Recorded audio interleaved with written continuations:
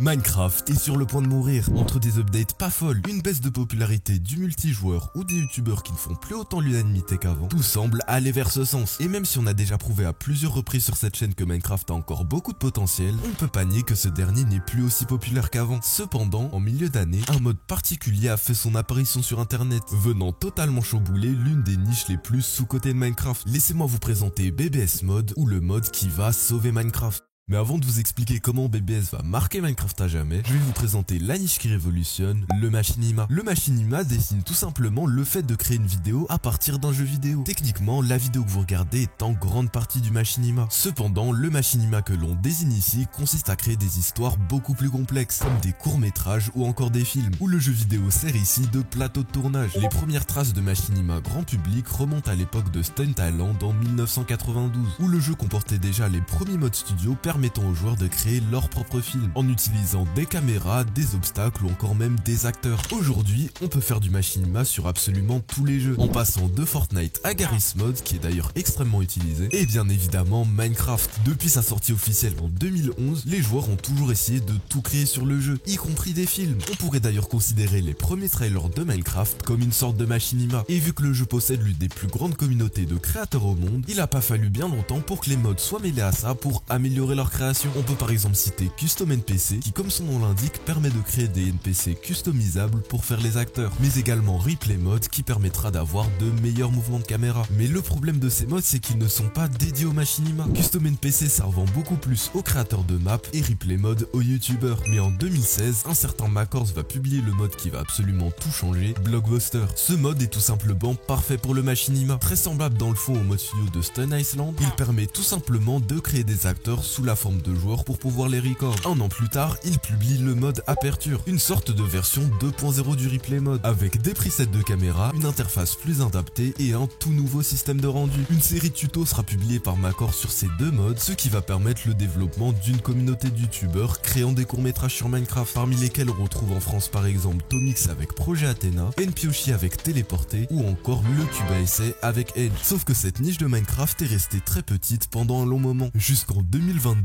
où Tomix et plein d'autres youtubeurs ont commencé à poster des mini-sketchs sous forme de shorts, en utilisant notamment le style graphique des trailers animés du jeu. Et grâce à ces nouveaux shorters, le machinima réalisé à partir de Blockbuster deviendra très populaire sur YouTube. Cependant, Blockbuster possède beaucoup de défauts. Le premier, le plus évident, c'est qu'il commence à se faire vieux. Ne disposant pas de mise à jour régulière à cause de sa complexité, Blockbuster ne fonctionne uniquement jusqu'en 1.12.2. Et malgré le fait qu'elle soit encore aujourd'hui la version la plus modée du jeu, cela reste une version qui ne profite pas du nouveau contenu de la communauté. Que ce soit les nouveaux modes qui ont été vraiment très nombreux ces dernières années, ou encore les shaders qui ne sont pas utilisés à leur plein potentiel dans les anciennes versions. Ensuite, son interface n'est vraiment pas claire. Il y a vraiment des tonnes de petits boutons partout sur l'interface, mais également des tonnes de blocs dont la moitié sert absolument à rien. Il suffit juste de voir à quel point je galérais l'année dernière la première fois que je l'ai utilisé. D'ailleurs, petite parenthèse pour te demander de t'abonner, comme ça me donne de la force pour les prochaines vidéos et toi ça t'avertit de quand elle sort. Il fallait donc de toute urgence une grosse mise à jour pour changer tout ça. Le 10 août 2024, Macors publie l'un des modes les plus attendus du jeu, BBS Mode, une sorte de reboot de Blockbuster. Ce mode règle la plupart des problèmes de son prédécesseur, déjà par sa présence sur Fabric en 1.20, ce qui lui permet d'être compatible avec la plupart des modes récents, mais également avec la plupart des shaders. De plus, ce mode regroupe à lui tout seul Blockbuster et Aperture, ce qui lui permet de glisser simplement dans la plupart des modes pack. Et enfin, il réunit toutes les fonctionnalités attendues pour faire du machinima, en se débarrassant de tous les blocs inutiles pour n'en garder qu'un seul, qui lui permet d'accéder à une interface beaucoup plus simple. Enfin, Macors fait en sorte que son nouveau mode reçoive des updates et des tutos régulièrement comme Blockbuster auparavant. En plus d'apporter une amélioration au mode précédent, il possède également deux fonctionnalités inédites très intéressantes. La première, c'est la possibilité de pouvoir animer des personnages en multijoueur, ce qui est extrêmement pratique quand on travaille à plusieurs. Et la deuxième modifie carrément un défaut technique du jeu. Dans Minecraft, la lumière est assez bizarre. Non seulement elle forme un pattern assez chelou au sol, mais elle est en plus constamment de la même couleur. Regardez, ces deux blocs ne sont pas de la même couleur et pourtant ils éclairent le sol exactement de la même manière. Et c'est une chose assez chiante et pas réellement modifiable, car même si certains shaders peuvent donner l'illusion de lumière colorée,